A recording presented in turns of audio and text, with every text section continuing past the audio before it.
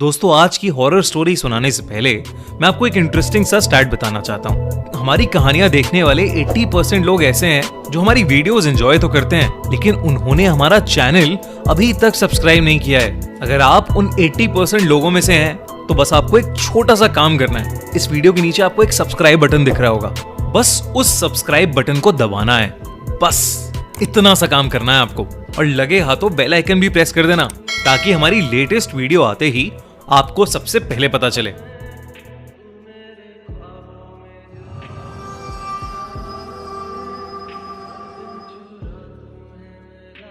कमला horror story. ये कहानी करीब 40 साल पुरानी है। 1980s में 23 साल की कमला की जिंदगी में सब कुछ ठीक चल रहा था, पर एक दिन उसके पिता अचानक कहीं गायब हो गए। उसने अपने पिता को बहुत ढूंढा, लेकिन वो कहीं नहीं मिले। कमला की मां की मौत पहले ही हो चुकी थी, और वो अपने पिता के लापता होने के बाद बहुत ज्यादा अकेली पड़ गई थी। जब कई कोशिशों के बाद भी उसके पिता नहीं मिले, तो सबने उन्हें ढूंढना ही छोड़ दिया और हार मान ली। इतनी टेंशन के बीच कमला का ध्यान रखने वाला कोई नहीं था, इसलिए कमला के चाचा चाची ने उसकी शादी प्रभाकर परिवार के बड़े बेटे अजीत से कर दी, ताकि कमला का ध्यान रखने के लिए हमेशा कोई हो। अजीत ने कमला को उसके मुश्किल समय में संभाला, और वो थोड़ा बेहतर महसूस करने लगी। कमला अपने नए घर में अपनी नई जिंदगी से एडजस्ट करना सीख रही थी, और धीरे धीरे खुश होने भी लगी थी। सारा परिवार उसे बहुत प्यार देता था और उसका ख्याल भी रखता था, खासकर उसका देवर राजेश। पर धीरे धीरे चीजें बदलने लगी। एक दिन जब कमला सो रही थी, तो उसकी अचानक किसी के रोने की आवाज से नींद खुल गई।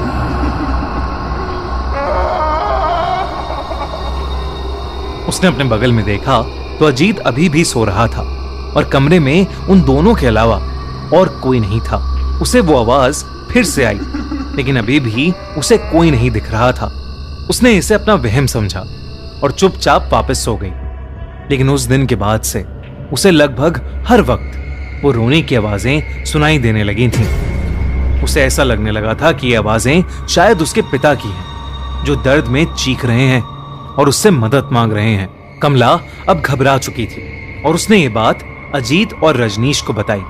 दोनों ने ये उसका वहम समझा और उसे कहा कि शायद ये इसलिए हो रहा है क्योंकि वो अपने पिता को बहुत मिस कर रही है। धीरे धीरे कमला की तबीयत भी खराब रहने लगी। उसे हर वक्त गुस्सा आने लगा था। वो छोटी छोटी बातों पर चिढ़ जाती थी, और अगर उसे कोई किसी भी चीज के लिए मना करता, तो वो उसको जान से मारकर खाने की धमकी देने लगी थी। सबको लगा कि अपने पिता के खोने का दुख उसके दिमाग पर हावी हो रहा था, लेकिन इस सब के बीच कमला को वो आवाजें अभी भी आ रही थीं। एक दिन वो आवाज कमला को हवेली के एक पुराने कमरे से आ रही थी। वो जब उस कमरे में गई, तो उसे वहां एक काली मूर्ति मिली। उस मूर्ति को देखते ही उसे एक अजीब सी बेचैनी महसूस हुई, लेकिन जैसे ही उसने मूर्ति को छुआ, उसे बेहद अजीब सा लगने लगा।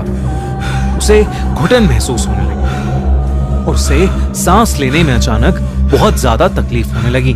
कमला ने घबराकर उस मूर्ति को वापस नीचे रख दिया। कमला को डर लग रहा था, और वो कमरे से बाहर ही जा रही थी कि उसके पैर में उधर पड़ी थी, और हर जगह खून ही खून था। वो जब उस कमरे को और ध्यान से देखने लगी, तो वहां उसे एक खत मिला। उसने खत उठाया और उसे पढ़ने लगी। खत में लिखा था कि वो मूर्ति श्रापित है, और इसने उनके पुरखों को भी परेशान किया है। ये सब पढ़ते ही कमला को अपने पिता की चीख सुनाई दी, और वो मूर्ति अपने आप जोरों से हिलने लगी। कमला को एक अजीब सा भारीपन महसूस होने लगा, जिसके बाद वो एकदम से बेहोश हो गई। कमला ने जब अपनी आंखें खोली, तो वो अपने कमरे में ही थी, और सब परिवार वालों ने उसे घेर रखा था। कमला उन्हें सब कुछ बताने लगी, लेकिन सबने उसको बताया कि उन्हें वो घर के ड्राइंग रूम में बेहोश पड़ी मिली थी, और शायद ये उसका कोई बुरा सपना था। उन्होंने कमला को दवाई दी और उसे सुला दिया, पर उस रात कमला हमेशा हमेशा के लिए बदल गई। अजीत बाकी रातों की तरह डिनर के बाद वॉक करके कमरे में आया तो उसने देखा कि कमला बिस्तर पर नहीं, बल्कि कमरे के एक अंधेरे कोने में दीवार की तरफ मुंह करके जोर जोर से हंस रही है। उसने कमला का नाम चिल्लाया। कमला उसकी तरफ मुड़कर रोते हुए, मदद मांगते हुए उससे कहने लगी, मैं निर्दोष हूं, मुझे बचा लो। कमला को इस हालत में देखकर अजीत टूट गया और वो उसे गले लगाकर शांत करने लगा। किसी तरह उसने कमला को शांत करके बिस्तर पर लेटा दिया और वो रात जैसे तैसे बीत गई। पर अगले दिन कमला की तबीयत और ज्यादा बिगड़ने लगी। अगर कोई भी उसका नाम लेता तो वो उसकी तरफ मुड़कर उसे जान से मारने की धमकी देती। कमला की शक्ल भी अब बदलने लगी थी। धीरे धीरे उसका चेहरा सफेद पड़ने लगा था, आंखों के नीचे काले गड्ढे हो गए थे और वो पागलों की तरह बिहेव करने लगी थी। सारा प्रभाकर परिवार कमला को इस हालत में देखकर बहुत परेशान था, क्योंकि कमला ने रात को पागलों की तरह हंसना शुरू कर दिया था। कमला पूरा दिन बस रोती और हंसती रहती। प्रभाकर परिवार को लगा कि कमला पागल हो चुकी है, लेकिन उससे पहले वो कुछ कर पाते, उनके साथ एक बहुत बड़ा हादसा हुआ।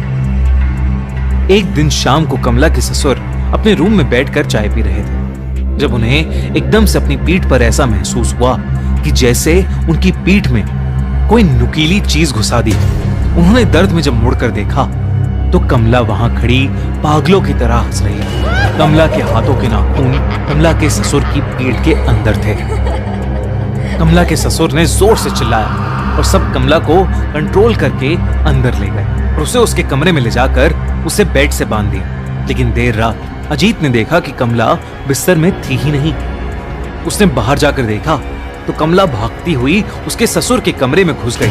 अजीत कमला को पुकारता हुआ उनके कमरे में घुसा, पर इससे पहले वो कुछ कर पाता, कमला ने अपने ससुर को पकड़ लिया और बिना कुछ सोचे समझे उन्हें जानवरों की तरह मारकर उनके शरीर का मांस नोचने लगी और फिर उसे खाने लगी। पूरा घर चीखों और डर से गूंज उठा, लेकिन कोई भी कमला को रोक नहीं पा रहा था। अजीत और उसकी मां ने कमला को उनके पिता की लाश के साथ लॉक कर दिया। उन्हें कुछ समझ नहीं आ रहा था और अंदर कमला पागलों की तरह चिल्लाई जा रही थी। वो जोर जोर से चीख कर कह रही थी कि मैं सबको खा जाऊंगी। अजीत की मां को समझ आ गया था कि कमला पर किसी का काला साया पड़ गया है, या वो खुद एक चुड़ैल बन चुकी है, जिसे रोक पाना अब शायद असंभव हो गया है। उस रात उनकी मां अपने दोनों बेटों को लेकर उस हवेली से निकल गई और अपने एक रिश्तेदार के घर चली गई। जब वो अपने रिश्तेदार के घर पहुंचे तो अजीत की मां ने उसे बताया कि कमला के साथ जो हो रहा है वो कोई इत्तेफाक नहीं, बल्कि काला जादू है, जो उनके घर के एक पूर्वज करते करते मर गए। उन्होंने अजीत को बताया कि उनके घर में एक शैतानी मूर्ति है जो शापित है और उसी शैतान का साया शायद कमला पर आ गया है और अब वो किसी को नहीं छोड़ेगी। कुछ समय बाद उस हवेली से 4 डेड बॉडीज मिली। अजीत के दोनों पेरेंट्स और कमला, सबकी डेड बॉडीज को वहां से ले जाया गया। राजेश उस दिन के बाद कहीं गायब हो गया।